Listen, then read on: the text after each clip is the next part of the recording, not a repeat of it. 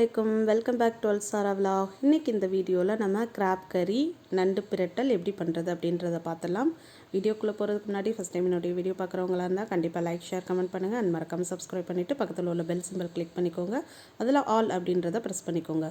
Okay, வாங்க வீடியோக்குள்ளே போயிடலாம். இப்போ இதுக்கு என்னென்ன பொருள் தேவைன்னு பார்த்துடலாம். இதுக்கு வந்து நான் ஒரு 2 நண்டு எடுத்து வச்சுருக்கேன் க்ளீன் பண்ணி. அதுக்கப்புறம் 200 கிராம் சின்ன வெங்காயம் கட் பண்ணியிருக்கேன். கொஞ்சம் தேங்காய் பால் எடுத்து வச்சுருக்கேன். தாளிக்கிறதுக்கு வந்து கொஞ்சமாக வந்து கருவேப்பிலை, அதுக்கப்புறம் வத்தல் எடுத்து வச்சுருக்கேன். ஸ்பைசஸ்லாம் எடுத்து வச்சுருக்கேன். நான் போடையில் உங்களுக்கு அளவு சொல்கிறேன். இப்போ ஒரு குக்கரில் நம்ம வந்து இதுக்கு தேவையான ஆயில் வந்து சேர்த்துடலாம். ஆயில் நல்லா ஹீட் ஆனதும் ஒரு கொத்து கருவேப்பிலை சேர்த்துக்கலாம். ஒரு 4 வந்து காஞ்ச மிளகா அதுவும் வந்து சேர்த்துட்டு இது கொஞ்சம் வந்து வதங்கட்டும். அதுக்கப்புறம் இது வதங்கினதும் நம்ம வந்து நறுக்கி வச்சுருக்கிற 200 கிராம் சின்ன வெங்காயம் இதையும் வந்து சேர்த்து நல்லா வதக்கி விட்டுறலாம். வெங்காயம் வந்து நல்லா வதங்கட்டும். ரொம்ப ப்ரௌனிஷ் ஆகணும்னு தேவையில்லை, கொஞ்சம் வதங்கினா போதும். ஓரளவு நல்லா இந்த அளவுக்கு வதங்கினதும் நம்ம வந்து 1 ஸ்பூன் இஞ்சி பூண்டு பேஸ்ட் வந்து சேர்த்துக்கலாம். அதையும் சேர்த்துட்டு இந்த இஞ்சி பூடோட பச்சை வாசனை போகிற வரைக்கும் நல்லா வந்து இதை வந்து நம்ம வதக்கிக்கலாம். இதே மசாலா வந்து நீங்கள் வந்து ப்ரான்க்கும் ட்ரை பண்ணலாம், ரொம்பவே சூப்பராக இருக்கும். நான் உங்களுக்கு வந்து ப்ரானோட வீடியோவும் வந்து சீக்கிரமாகவே அப்லோட் பண்ணுறேன்.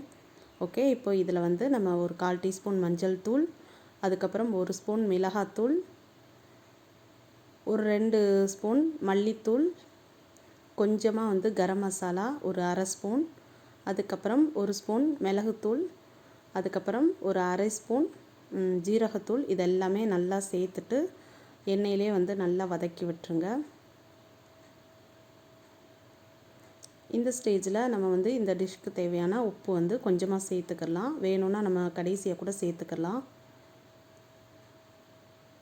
ஓகே, சேர்த்தாச்சு. இப்போ வந்து இதில் வந்து நான் நண்டு வந்து அலசி எடுத்து வச்சுருந்தேன் இல்லையா, அதை வந்து சேர்த்துக்கிறேன்.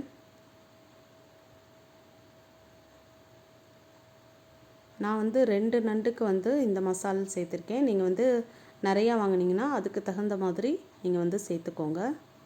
இதிலே வந்து அளவுகள் வந்து கூட்டி நீங்கள் வந்து சேர்த்துக்கோங்க. ரொம்பவே சூப்பராக இருக்கும். ஓகே, இப்போது எடுத்து வச்சுருக்கிற 1 கப் தேங்காய் பால் இதையும் வந்து சேர்த்துக்கலாம். இது நீங்கள் வந்து தேங்காய் பால் மட்டும்தான் சேர்த்து செய்யணுமா அப்படின்னு கேட்டால் கிடையாது. நீங்கள் தண்ணியை ஊற்றி கூட வந்து நீங்கள் செய்யலாம். ரொம்பவே சூப்பராக இருக்கும். அந்த பால்லையும் அந்த மசாலாலையும் அந்த நண்டு வந்து நல்லா வதங்கணும்.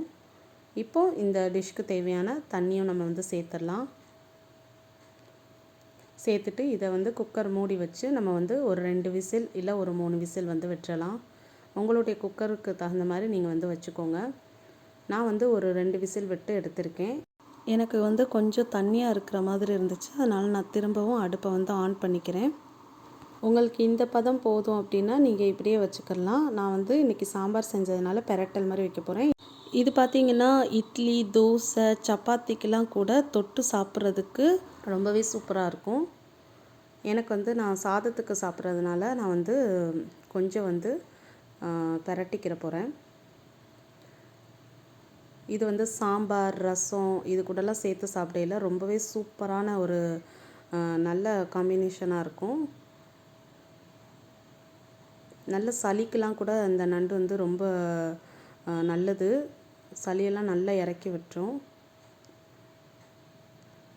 நல்லா இந்த அளவுக்கு வந்து நல்லா வற்ற விட்டுக்கோங்க. பார்க்குறதுக்கே வாயில் வந்து எச்சில் ஊறிட்டு செம்ம டெம்டிங்காக இருக்குல்ல. சாப்பிட்றதுக்கும் பார்த்திங்கன்னா அவ்வளோ செம்ம சூப்பராக இருந்துச்சு. கண்டிப்பாக நீங்களும் வந்து ட்ரை பண்ணி பார்த்துட்டு எப்படி இருக்குன்னு சொல்லுங்கள். சின்ன குழந்தைங்களுக்கு செய்கிறதா இருந்தால் கண்டிப்பாக வந்து கொஞ்சம் காரத்தை மட்டும் குறைச்சிக்கோங்க. அடுப்பை ஆஃப் பண்ணிவிட்டு இது கூட கொஞ்சமாக நறுக்குன கொத்தமல்லி இலை இதையும் நம்ம வந்து சேர்த்துக்கலாம். அவ்வளோதான், சூப்பரான நண்டு பிரட்டல் செம்மையாக ரெடி ஆயிடுச்சு. நான் சாப்பிட போகிறேன். நீங்களும் கண்டிப்பாக வந்து செஞ்சு சாப்பிட்டு பார்த்துட்டு எப்படி இருந்துச்சுன்னு எனக்கு கமெண்ட்டில் சொல்லுங்கள். நம்ம இதே போல் வேற ஒரு இன்ட்ரெஸ்டிங்கான வீடியோவில் பார்க்கலாம். அஸ்ஸலாமு அலைக்கும்.